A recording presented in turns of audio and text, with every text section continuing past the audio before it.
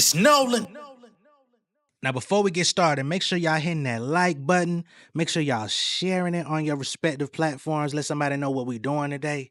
Now, let's get into the show.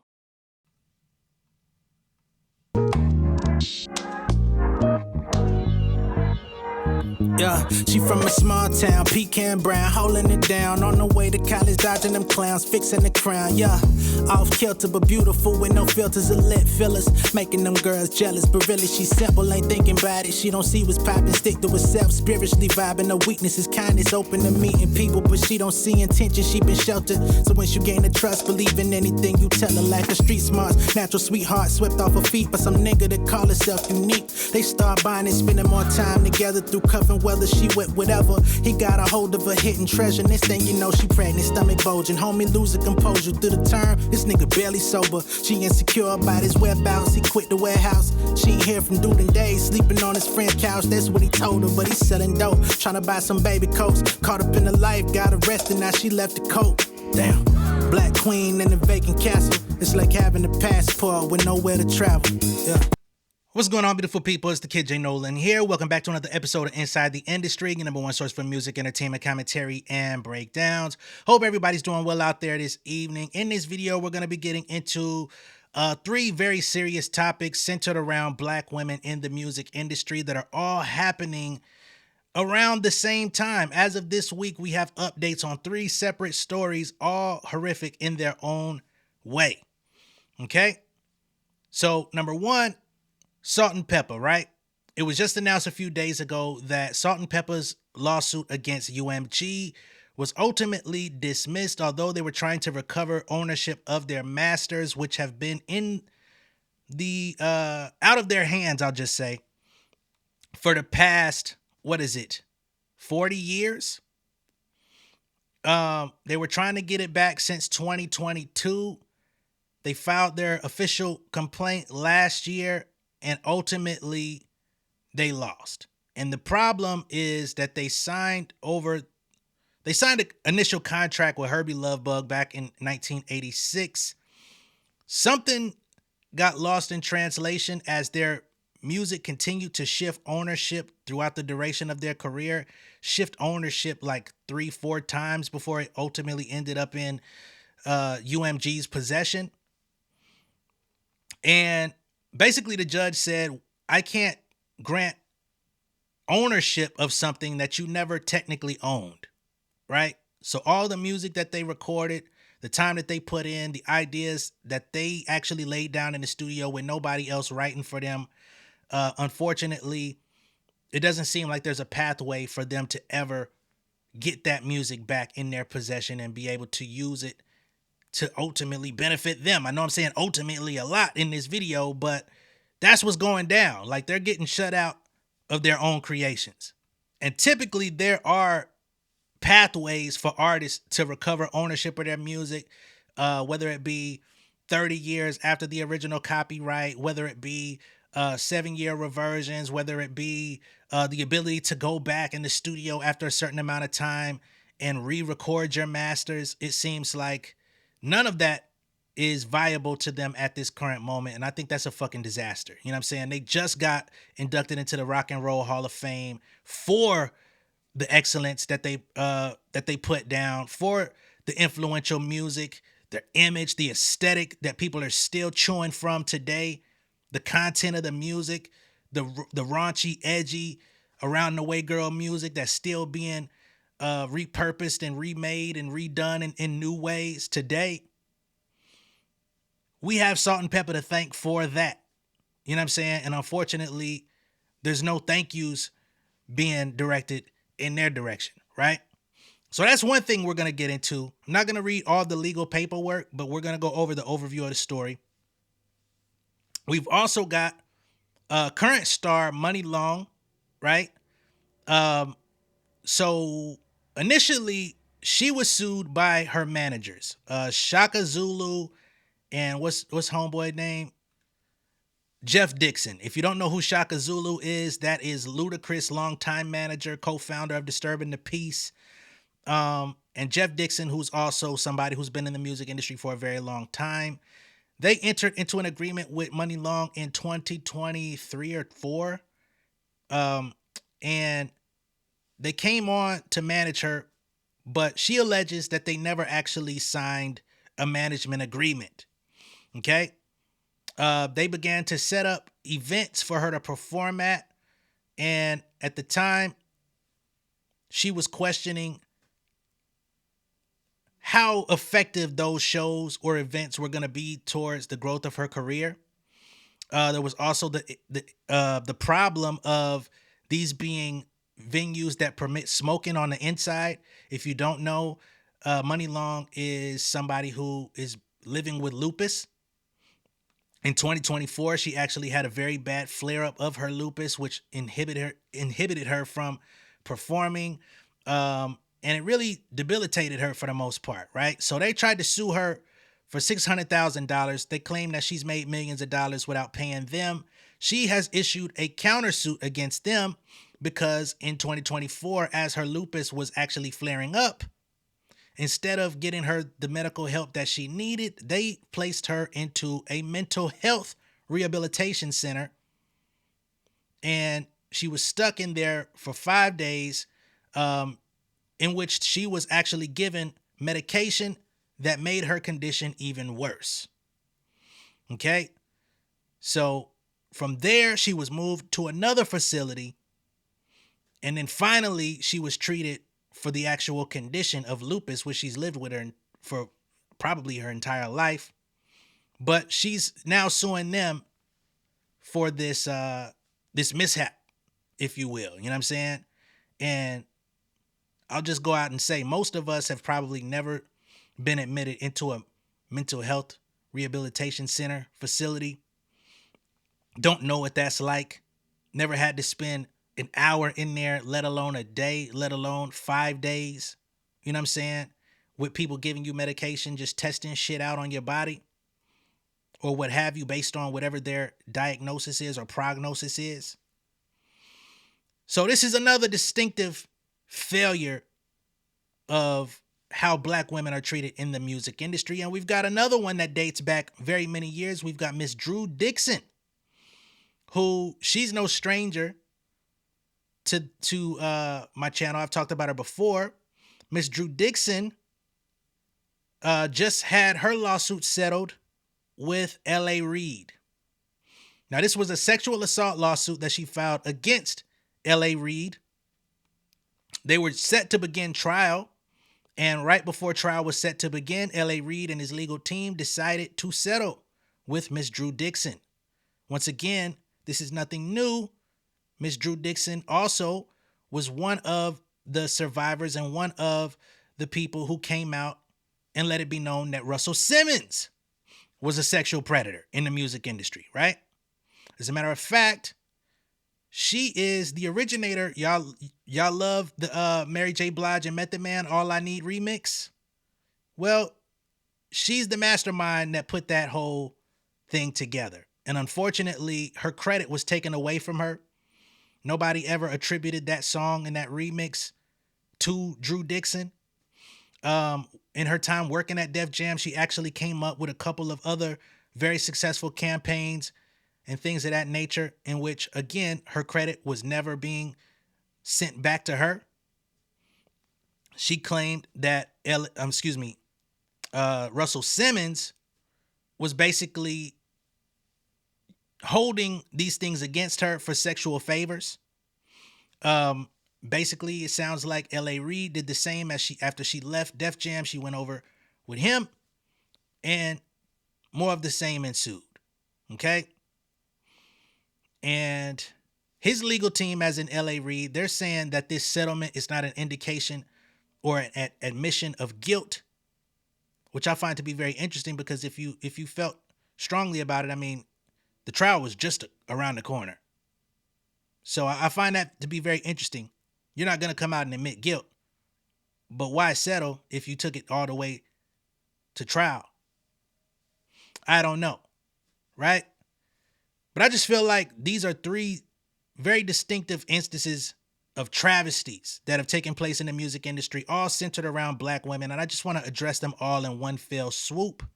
So hopefully y'all are down for the ride. Be sure to like and share the video as we get into it. Let's get started with Salt and Pepper first.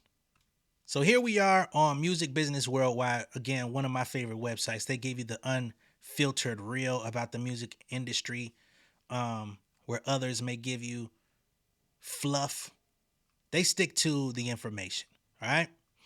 So here they say a U.S. federal judge has dismissed a lawsuit filed by Grammy-winning rap duo Salt and Pepper against UMG, ruling that the artists never owned the copyrights to their sound recordings and therefore cannot reclaim them. You know what I'm saying? Like when we went at Drake for suing UMG, we knew that his lawsuit was based on bullshit. But real situations like this where people are actually trying to regain ownership of their music, this is what the lawsuits are really supposed to be about. And they're saying that they're actually going to appeal this decision, so the fight is not over. But anyway, Judge Denise Cody of the U.S. District Court for the Southern District of New York issued an opinion and order on Thursday, January 8th, granting UMG's motion to dismiss both claims in this case, which you can read in full here. Is this the, I think that's the whole judge order. We're not going to get into that. Cheryl James and Sandra Denton, professionally known as Salt and Pepper, filed the lawsuit in May 2025, seeking to regain their copyrights and physical master recordings. The duo attempted to exercise their termination rights under Section 203 of the Copyright Act, which allows artists to reclaim copyright ownership 35 years after an initial transfer. So the law was on their side. Salt and Pepper served their notice of termination on UMG in March 2022, with the earliest termination date listed as May 15, 2024. So they're claiming that they jumped the gun 2 years ahead.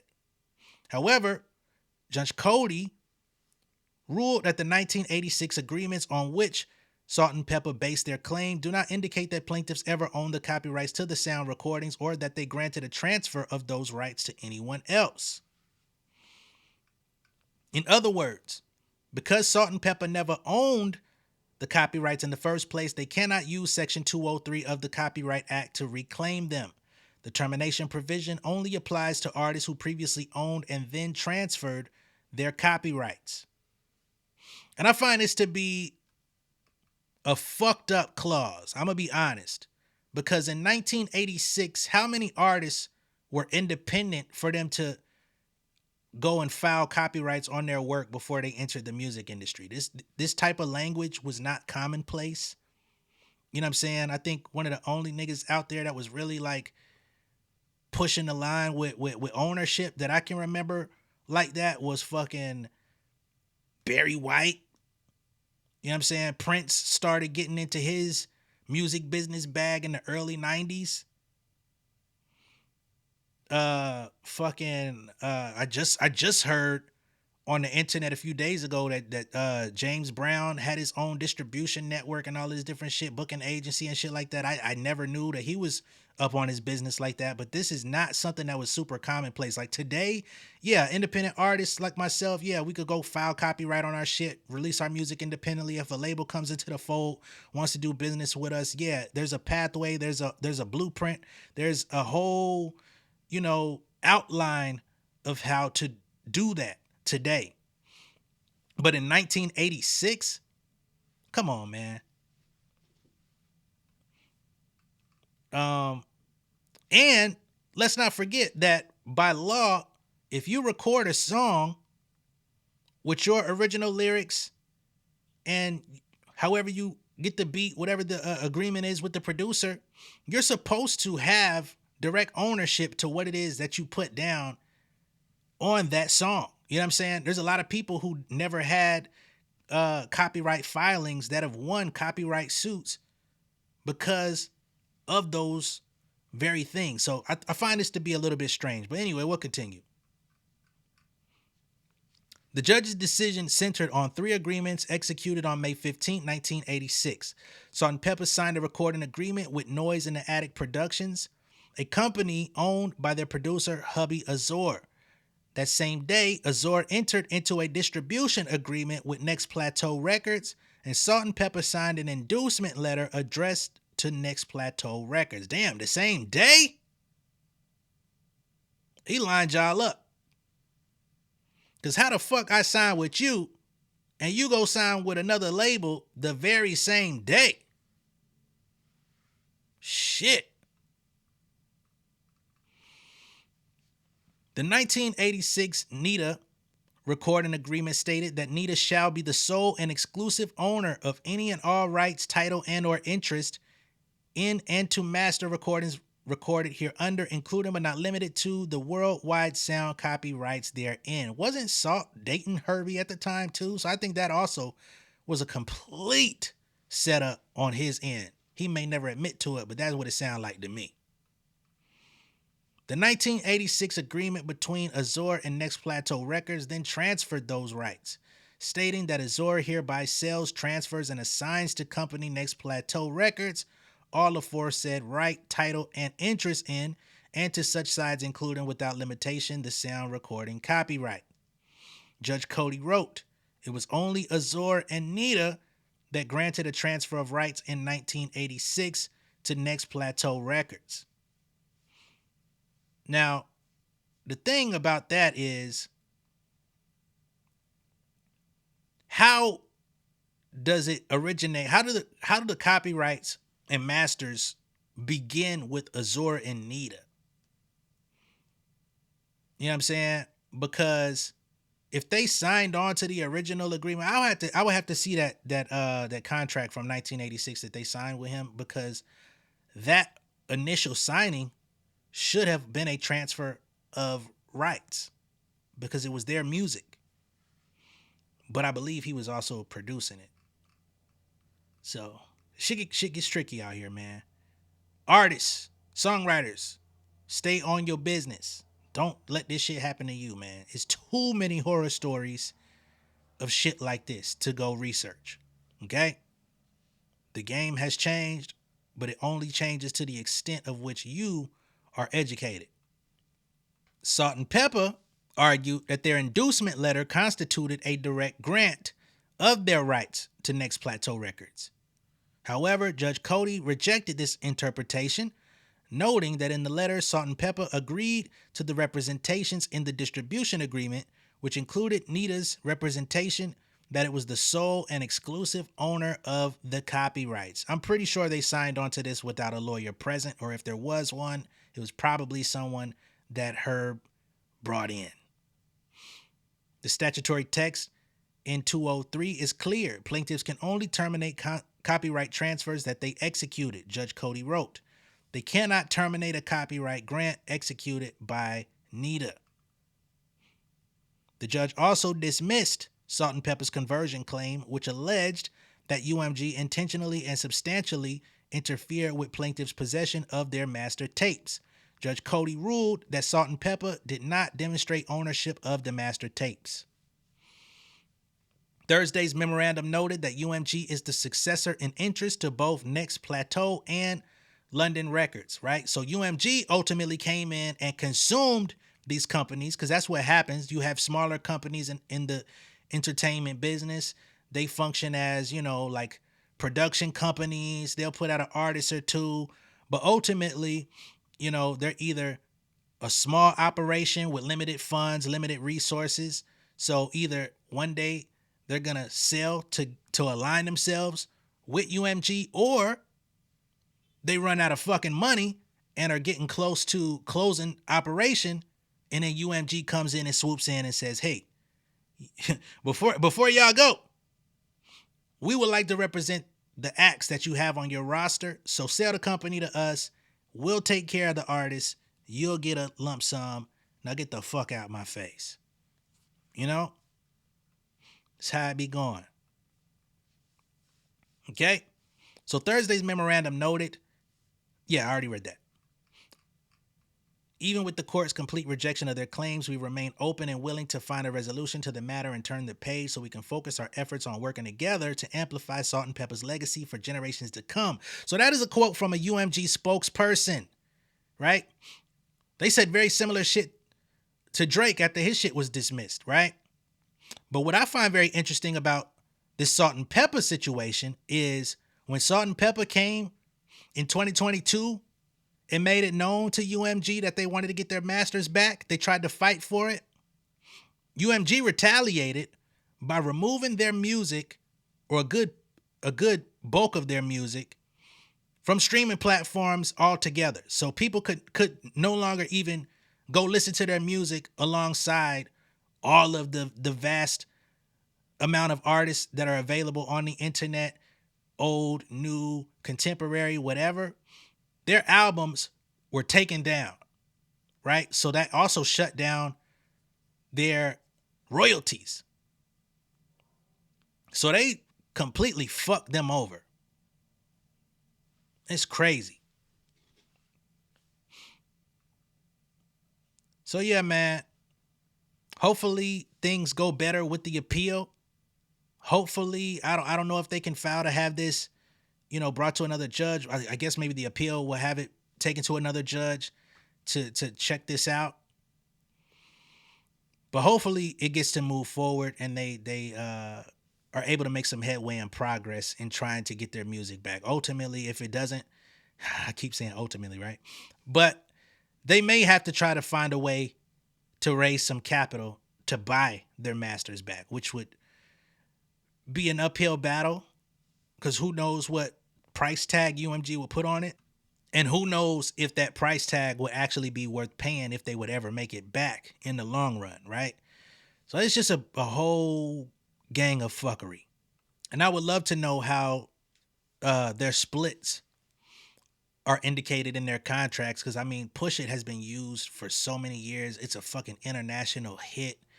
It's been used in a hella TV shows, movies, etc. I would love to know how profitable that song has been, in the current stage of this fucked up ass paperwork. But nonetheless, I support y'all, man. I hope things get better on that side. Hopefully, the appellate courts see to it that this needs to be revisited. Now, this Muni Long situation is way more complex because although I think she's incredibly talented, she's not necessarily my favorite person in the world. But even with that, humanity got to come first at a certain point. You know what I'm saying? You getting somebody admitted into a mental hospital against their will, just as somebody's manager, a new manager at that. So you don't have like a long-term vested interest in this person. You only been working with them for less than a year and you get them admitted. I don't know about that. That's strange. Sound like y'all was trying to set her up for a conservatorship or some crazy shit. But anyway, this is a little bit more complex, right? Because back in October, they sued her for $600,000, right? So here it goes. Muni Long's former managers are suing the singer for refusing to pay more than $600,000 worth of promised fees, though the Grammy-winning R&B star's team calls the claims unfounded. Long Priscilla Renae Hamilton is facing breach of contract claims from Ebony Sun Entertainment, the Atlanta-based management company run by Chaka Zulu and Jeff Dixon. The duo is best known for managing Ludacris, with whom they started the record label Disturbing the Peace in 1998. Now, interestingly enough, I've heard mixed reviews about Chaka, okay? I've heard that he's a very good businessman, as is Ludacris, but I've also heard from numerous artists, not one-on-one, but just throughout the years, that Chaka, Luda, and DTP didn't do right by anybody really other than Ludacris. You know what I'm saying? Chingy complained about DTP. 2 Chainz, who used to go by Titty Boy, claimed DTP didn't do good business with him. Shauna should have been a much bigger act. I don't think she's ever come out and explicitly complained about them, but we can look at the career versus the talent, and we could see that she was hindered by something, right? They put 2 albums out from her in the mid 2000s, and then she didn't drop another album for like 8 years or something like that. She should have been a much bigger act, right?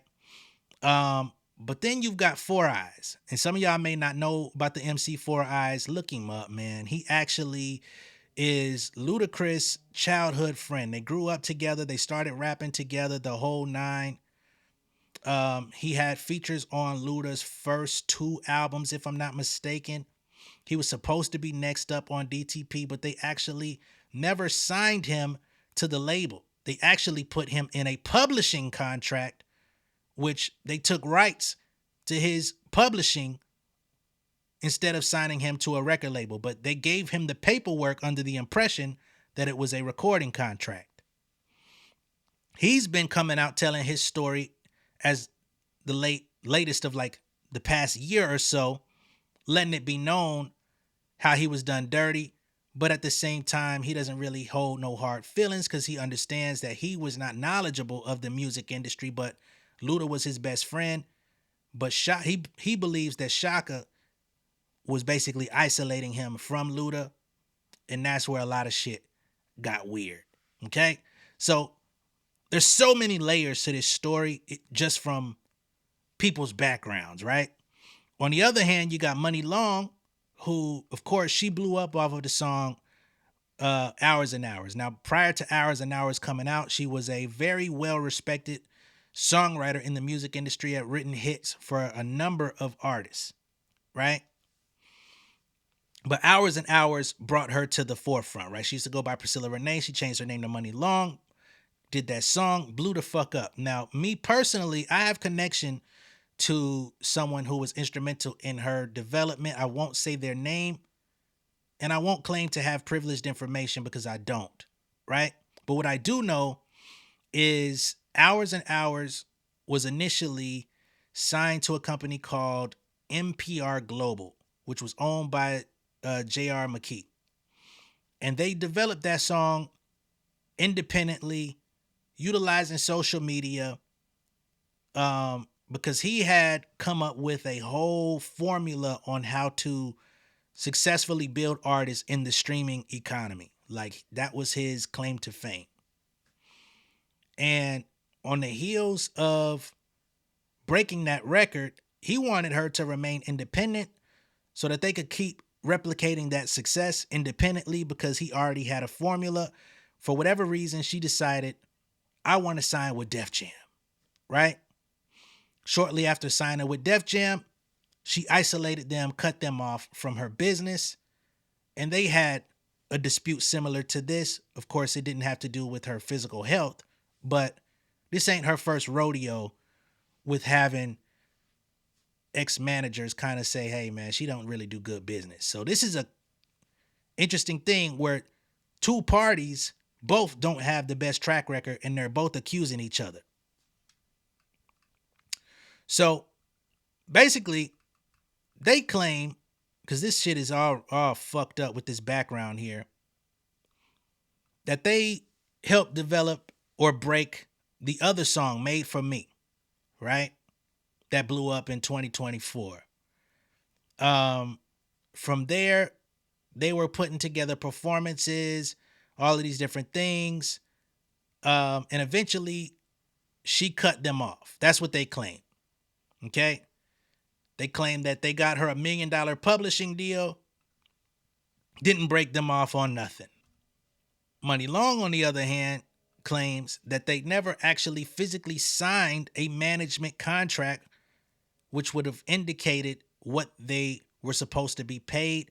She said that she agreed to a 20% commission off of the things that they brought in specifically. So any other dealings that she had within the music industry, if she were to basically procure payments, lock down events, lock down endorsements, pub deal, etc., if she got them off of her own connections, her own relationships, then she would be the sole, beneficiary of that money. They claim they were supposed to get 20% of everything. She says, no, and we never signed a contract to indicate such. Right? So that's the business fallout. But then we get into the physical health element. So these are Muni Long's claims, because she filed a countersuit. It says, in early 2023, Keel, Hamilton's business manager at the time, recommended to Hamilton that she hire a personal manager and specifically recommended plaintiff. Kiel did not inform Hamilton that she was working for plaintiff and or was acting as Zulu's business manager at the time. So she says that she met somebody by the name of, she was working with somebody named Kiel. I don't know exactly who that is, but Kiel was mutuals with her and Chaka, right? But she did not know that Kiel was actually Chaka's business manager as well. So when this Kiel person suggested Chaka, she felt like it was a suggestion based on, the betterment of her career. But now in hindsight, she feels like it was a play because they were working together as well. So Zulu and Hamilton met on or about July 2nd, 2023 to discuss the potential personal management services that plaintiff claimed it could render. Zulu did not inform Hamilton that plaintiff was working with Kiel.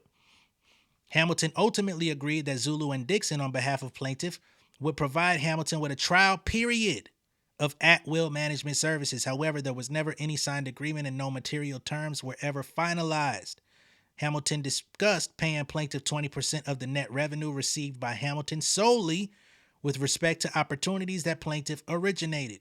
All entertainment income streams created before Hamilton met Zulu were not commissionable by plaintiff. And unfortunately, this is where both of y'all went wrong because there were no paper trail, allegedly, because maybe paperwork will be produced in discovery. But at this current time, there's no paperwork to indicate either of your allegations of what y'all were going to be splitting. At no time did plaintiff and Hamilton enter into a written management agreement. Plaintiff served as Hamilton's manager on an at-will basis. Upon information and belief, neither plaintiff Zulu nor Dixon are licensed booking agents. Now, that licensed booking agents piece is important because major artists in the industry have booking agents that are going to book those shows. And since they're not licensed booking agents, she's saying that's not your actual job. Soon after Hamilton met Zulu, Hamilton realized that plaintiff had never previously represented a successful female singer and did not have the necessary experience or resources outside of the connections already established by Hamilton. Plaintiff failed to provide Hamilton adequate management services. Hamilton is Muni Long, by the way. Zulu and Dixon repeatedly offered Hamilton services at club appearances, despite low performance fees, which would have only covered her expenses, all right? Having Muni Long perform at the club is kind of crazy, too. Her music, what bop she got? Like club bop. In addition, the venues permitted smoking, which was hazardous for Hamilton's respiratory system. Unless y'all talking about like City Winery, which ain't a club, but anyway, Zulu or Dixon, and they don't permit smoking. Zulu or Dixon would confirm Hamilton's performance at these venues without Hamilton's consent. So they went out and just started booking shit without actually coming back to her and became agitated when Hamilton questioned whether the performances were advancing her career. If Hamilton wanted to cancel the appearance, Zulu and Dixon openly blamed Hamilton in order to damage her reputation in the industry. As a result of Hamilton refusing to blindly follow plaintiff's orders and demands, Zulu became vindictive toward Hamilton. However, Hamilton did not immediately fire plaintiff for fear that Zulu and Dixon would take affirmative steps to undermine her music career, which became reality. In or about March 2024, while Hamilton's best-selling single Made For Me was gaining popularity, Hamilton experienced a flare-up of her lupus condition, a chronic autoimmune disease. Instead of being taken to a medical facility, plaintiff through Zulu and Dixon were instrumental in causing Hamilton to be admitted to the Cleveland Clinic Indian River Behavioral Health Center, a mental rehabilitation institution. Upon information and belief, Zulu and Dixon conspired with or instructed Kiel to cause Hamilton to be taken to such facility.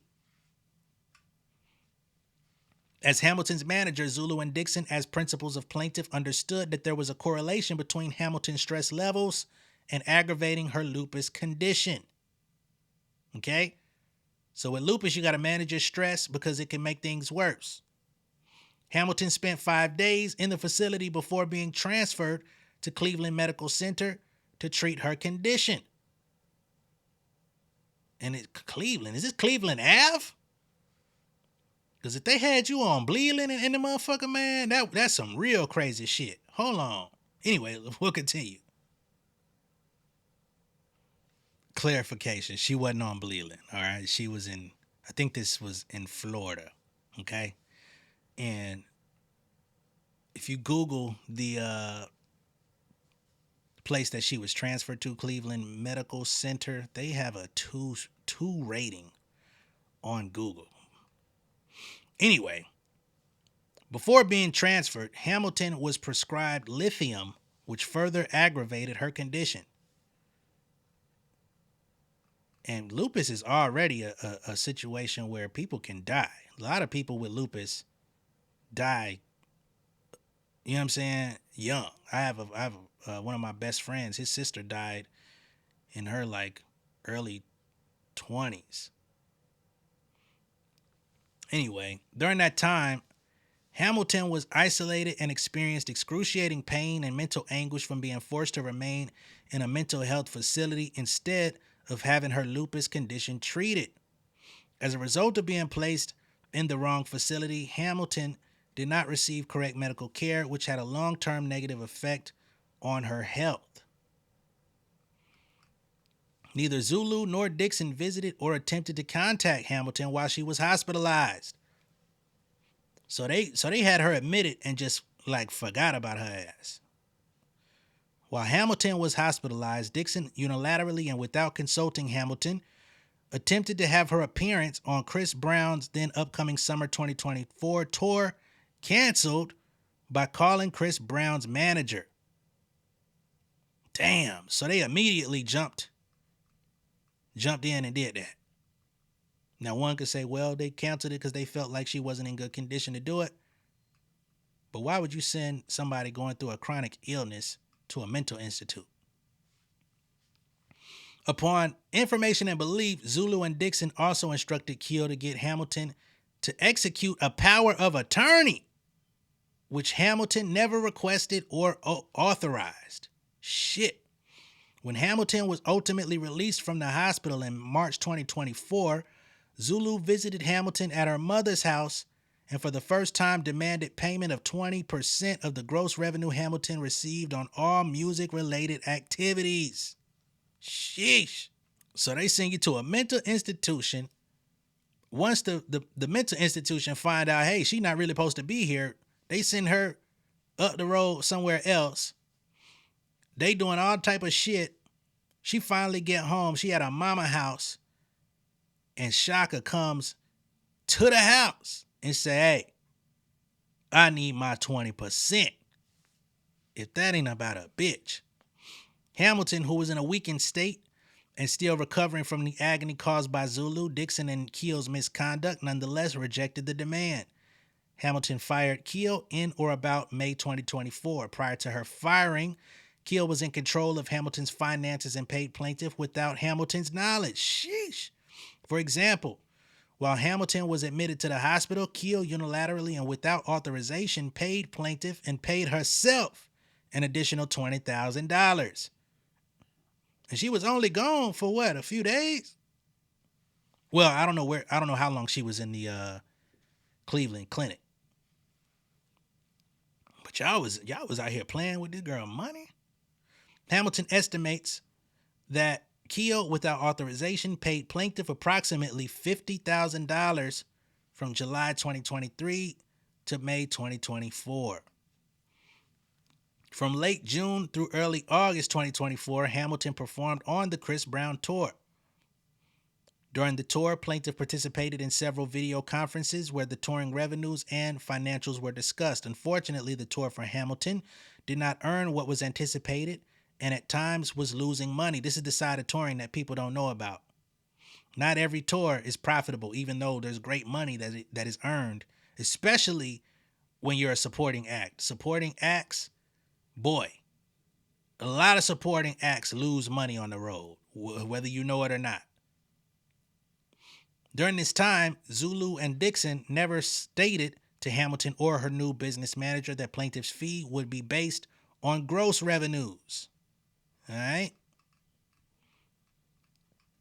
Moreover, upon information and belief, Zulu and Dixon had access to the tour budgets, which showed management commissions as $0 because the tour was not generating income. So they wanted they cut regardless, and they wanted gross revenues. You know what I'm saying? They wasn't looking at, hey, after taxes and all that shit. We want it off the top. In July 2024, Hamilton confronted Zulu and Dixon about their role, in having her committed to a mental health facility earlier in March. Hamilton also expressed to Zulu and Dixon that they were not performing any meaningful work as her manager. Plaintiff Zulu and Dixon continually failed to satisfy the rudimentary functions of a personal manager in the music industry. For example, Zulu and Dixon failed to follow up on potential important opportunities for Hamilton that would advance her career, and they tried to get her knocked off the Chris Brown tour. Luckily, she was able to recover in time to go and hit the road. Say what you want about Chris Brown. That's another conversation for another video. In early November 2024, plaintiff became aware that Hamilton was going to be selected as a recipient of the 2025 Billboard Women in Music Rising Star Award, which also included an opportunity to create paid content for Honda. However, representatives of plaintiff refused to respond to requests from Billboard to approve material deal terms that needed to be negotiated regarding commercial sponsorship. With the deadline fast approaching, Def Jam Recordings, Hamilton's record label, was ultimately able to get feedback from Hamilton directly, and the award and sponsorship were accepted by Hamilton without any involvement from plaintiff. Okay? So they was dragging their feet on allowing her to get the award and do the deal with Honda.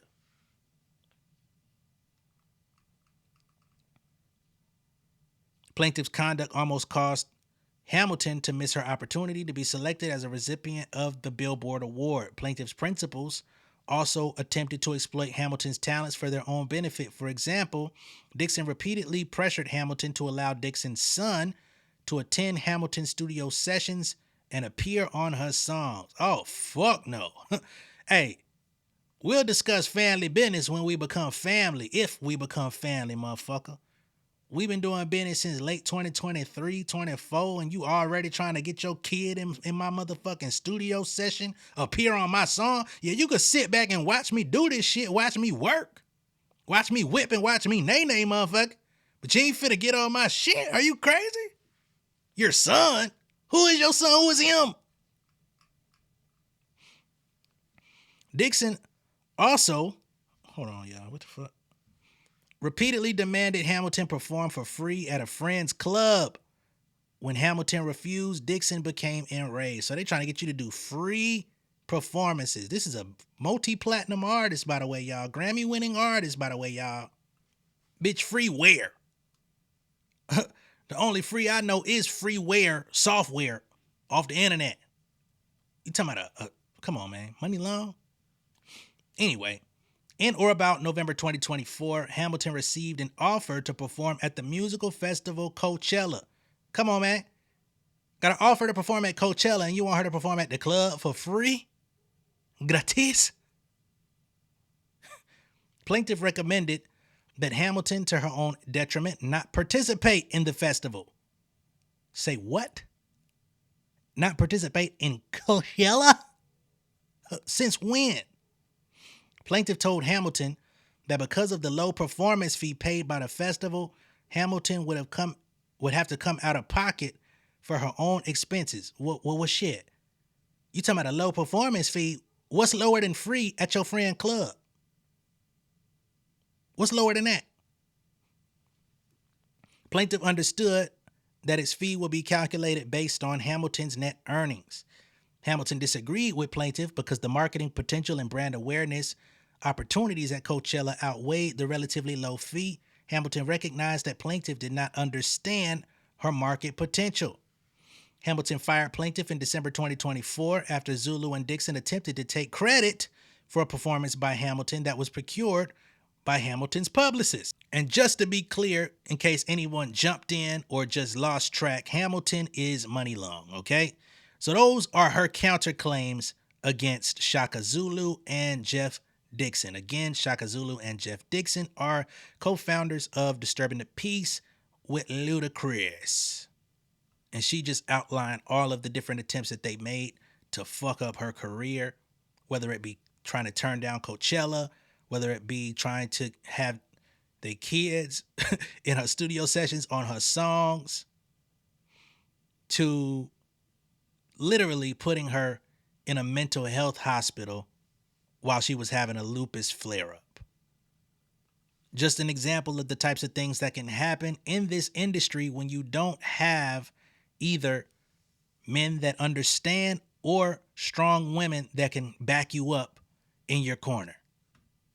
And lastly, L.A. Reid settles sex assault suit on brink of trial. And this is with Drew Dixon, not associated with Jeff Dixon, okay? So here they say, music producer L.A. Reid has reached a settlement with Drew Dixon, a former Arista executive who accused him of sexually assaulting her in 2001. Dixon filed the suit in 2023 under a New York law that temporarily suspended the statute of limitations for sex assault. She alleged that Reid sexually S8'd her twice. Let me say that. First during a private flight and again later in his car. Reid was president and CEO of Arista at the time. The case was scheduled to go to trial on Monday.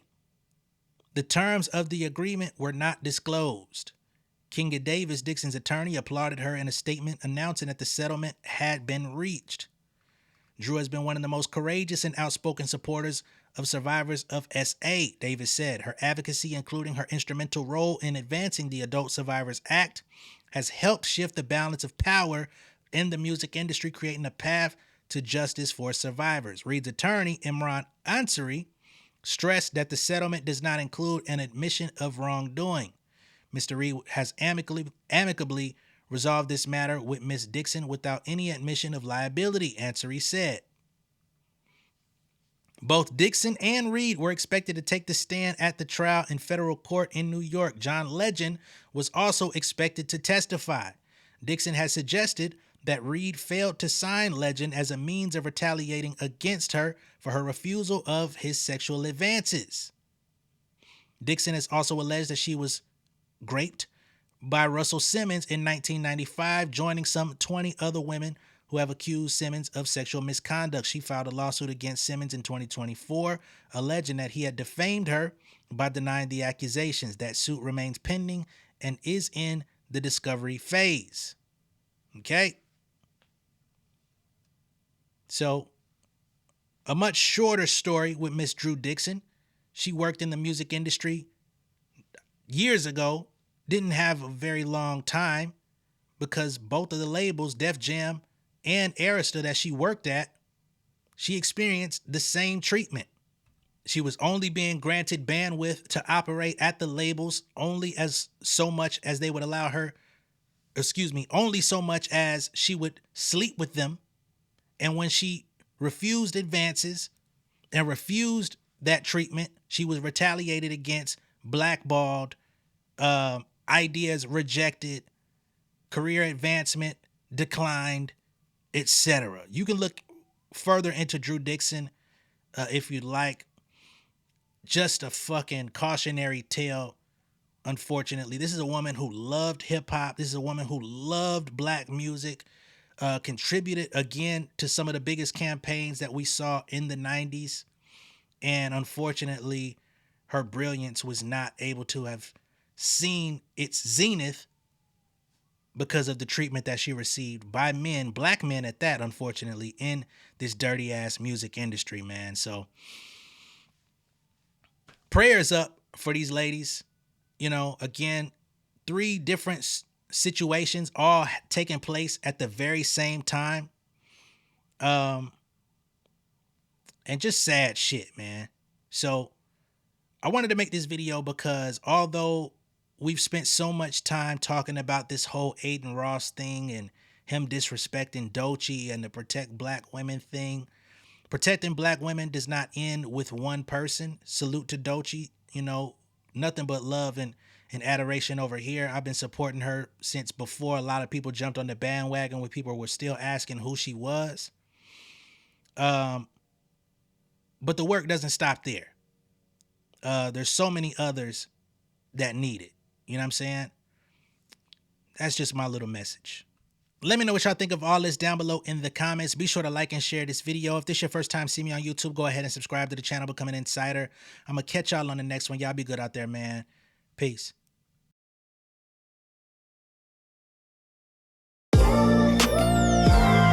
Yeah, family over fame in this bitch, yeah.